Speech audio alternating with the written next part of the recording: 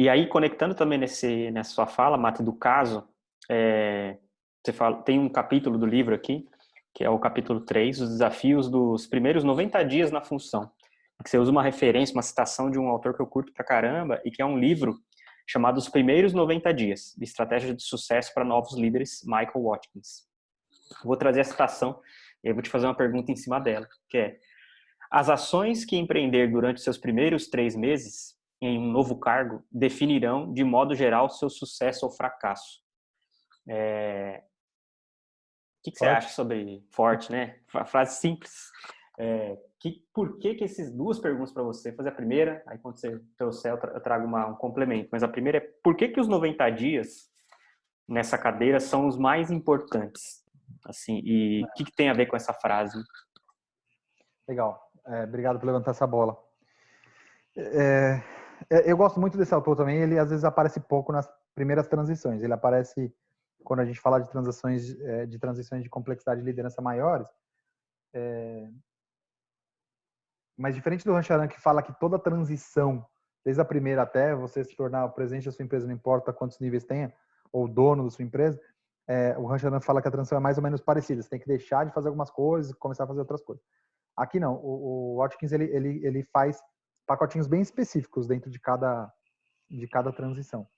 Mas o ponto central que ele fala é o seguinte: lembra que a gente falava que o líder precisa ser legitimado? Se você não tem a confiança do seu time, ou se você não confia no seu time nesses 90 dias, dificilmente você vai conquistar essa confiança posteriormente, né? Os americanos falam muito dos 100 dias, né? Eles gostam muito de falar dos primeiros dias do presidente, 100 dias do presidente, 100 dias de um CEO. E ele é norte-americano também, mas ele resolveu colocar os 90 e não os 100. Então, primeiro, é o tempo mais do que necessário, ou tempo suficiente para que você perceba quem do seu time você pode contar tecnicamente e também emocionalmente, ou em termos de confiança, né? Que é impossível você detectar em uma semana se a pessoa é confiável ou não, mas deveria ser tempo suficiente para você fazer isso em 90. Também é o tempo suficiente para o seu gestor direto já identificar se você vai dar conta de alguns recados e quais são os recados que talvez ele precise alocar para outra pessoa. Não necessariamente substituir, né? Então, pensando numa estrutura maior, ele pode detectar uma certa habilidade, sei lá, que aquele líder ele é um líder que se dá melhor em times mais jovens, mais júniores, que precisam aprender, com muita energia. E aí tem um projeto um pouco mais complexo, com gente mais sênior, ele pode muito bem tirar aquele projeto e colocar na mão de outro. Então já deu tempo nesses 90 dias. O Watkins fala muito do quick win, né? Então você tem que ter pequenas vitórias, né, nesses 90 dias para mostrar que você não é que você manda ali enquanto gestor, mas que você está começando a tomar pé da situação, que o time está vendo junto com você. E já é tempo também de você conhecer áreas que você não conhecia, porque isso é bem legal, né? Quando você é promovido pela primeira vez, você descobre que tem um jurídico, você fala assim, gente, tem um jurídico, nem da empresa tem um jurídico. Aí, contabilidade não é só o cara que manda pagar as contas, né? Ele tem que olhar todo ali o fluxo da operação. Sei lá, você descobre que você tem uma área, sei lá, se você está numa empresa, que você tem que lidar com os resíduos, né? Que a indústria produzia, se você está numa indústria. E até então você estava preocupado com a sua linha, né, cara? Então você começa a ir para reuniões, você fala assim, qual que é o seu departamento? Vem aquela sopa de letrinhas, né? Eu lembro da sopa de letrinhas, SHE, né? O CHE. Você fala assim, gente, o que é isso aqui? Ah, não, eu sou da saúde e segurança. Ah, tá. Então, quer dizer, não é só saúde e segurança do trabalho lá na operação, não. A gente tem aqui meio ambiente. Então, vários exemplos. Você consegue ter acesso, por exemplo, a informação que você antes não tinha, que você tem dúvidas se você pode compartilhar com seu time ou não. Mas é preciso dizer que se você teve acesso como líder de primeira gestão, é porque é pública. Muito dificilmente o líder de primeira gestão vai ter acesso a alguma coisa que ninguém poderia saber. A gente está falando já de gestão média para ter acesso a essa informação estratégica. Aliás, essa é uma expectativa, né? O líder de primeira gestão acha que ele vai ter acesso a informação que ninguém tem para, sei lá, vou falar uma besteira aqui. E ele vai conseguir comprar ações na bolsa com informação privilegiada. O líder de primeira gestão não vai ter essa informação, porque o que ele faz é operacionalizar o que o cara lá de cima traduziu para ele, que foi o gerente, por exemplo. Então, é um arcabouço de coisas que a gente tem que fazer dentro dos primeiros 90 dias para a gente conseguir mostrar se a gente vai dar conta do recado ou não.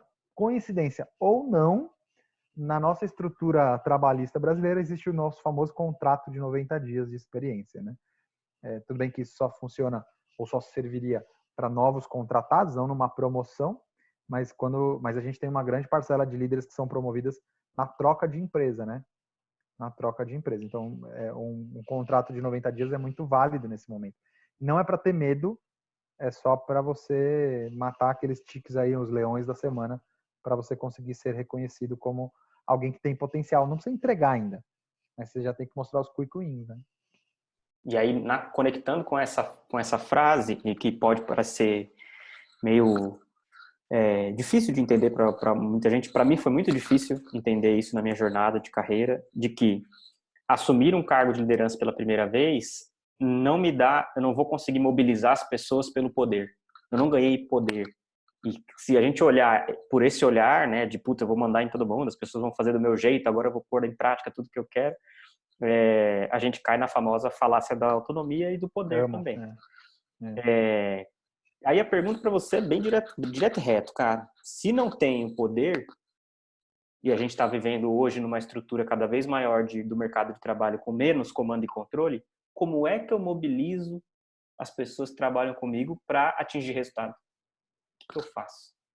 Como que eu vou Quantas mobilizar? horas a gente tem aqui para falar sobre isso? Dicas do sucesso. Não tem dica, né, cara?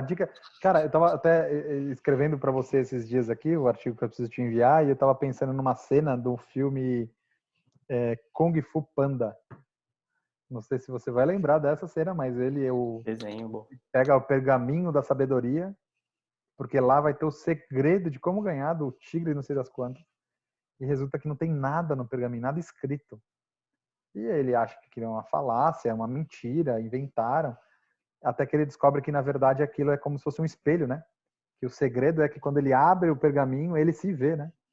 Então, o segredo, na verdade, está nele mesmo. Isso é meio filosófico, mas é uma cena muito gostosa de trabalhar em programas de liderança, porque teoricamente era para ser um filme de criança, né? Mas não é, né? Tem muitas histórias boas ali por trás. Mas, cara, como que a gente pode explicar? A autoridade te é dada e pode ser tirada no dia seguinte, né? Se alguém falou que você pode fazer e desfazer, amanhã o cara pode mudar de ideia e falar que você não pode fazer mais. Em contrapartida, aquela liderança que surge natural do time, seja ela positiva ou negativa, ninguém tira, a não ser que você troque as pessoas do time. Porque a gente volta a bater na mesma tecla. O time entende que aquele é o líder reconhecido, seja ele contratado na carteira de trabalho ou não como líder, né, e para quem trabalha com gestão de projetos, isso é muito comum, cara. O gestor de projetos às vezes não é o líder do projeto. A gente percebe que tem alguém lá no dia a dia que toca mais o projeto do que o próprio gerente. Então, a sua pergunta ela é muito complexa, ela é muito profunda, mas o ponto acho que central é o seguinte, ó, ninguém segue pessoas que falam uma coisa e fazem outras. Então, a gente faz referência a um livro chamado Walk the Talk, que é um livro de cultura corporativa, Carolyn Taylor, que diz que, cara, não dá mais. Tô nem falando dessa questão da tecnologia, da juventude, mas já há muito tempo não dá mais para falar como era. Faça o que eu digo e não faça o que eu faço. Boa. Não dá mais, né? Porque desconecta. A gente, para quem eu tenho 2 crianças em casa, elas escutam na escolinha o tempo inteiro, ou escutavam, né, em momentos anteriores, que não podia desperdiçar água, por exemplo. Toda vez que tem uma torneira aberta, ela olha e fala assim, não pode desperdiçar água. E se eu digo, é verdade, meu amor, não pode mesmo, e a torneira continua aberta, é balela o que eu tô falando, né? Porque o que tá fazendo efeito nela é o visual e a ação, né? Então, acho que o primeiro ponto, e aí eu não quero cair no clichê de falar assim, o líder tem que ser modelo. Ele não tem que ser modelo porque nós somos seres humanos. Ele não precisa ser modelo 100% do tempo do comportamento, mas ele tem que entender, Cauê, que ele é vidraça. Querendo ou não querendo, ele vai ser observado de longe em todos os momentos. Então, ele precisa ser um modelo de comportamento que a empresa pede. Sei lá, exemplo. Não uso o EPI na minha linha de produção porque me dói o pescoço porque o capacete é pesado. Com que cara eu vou cobrar o meu time de operação para usar o capacete? Não dá mais. Então, se a pergunta é como eu mobilizo meu time, eu mobilizo primeiro pelo exemplo e depois por demonstrar confiança neles. Veja que eu não estou dizendo pela confiança, porque fica muito amplo, é uma palavra grávida. A palavra grávida é que falta complemento, né? Estou dizendo o seguinte, que o líder precisa demonstrar confiança no time, para só depois o time confiar no líder. Não é o contrário, assim, o dia que eles confiarem em mim, me legitimarem, eu passo a confiar neles. Não vai rolar. Não vai rolar. Então, teoricamente, se você é mais maduro, teoricamente, se você tem mais autoconhecimento ou não, teoricamente, se você tem uma visão de helicóptero, uma visão sistêmica, você começa a puxar a régua do seu time a partir do momento que você começa a demonstrar confiança no seu time, mesmo que não seja 100%. Isso significa que a gente volta no ponto anterior. Eu preciso correr risco. Não tem jeito.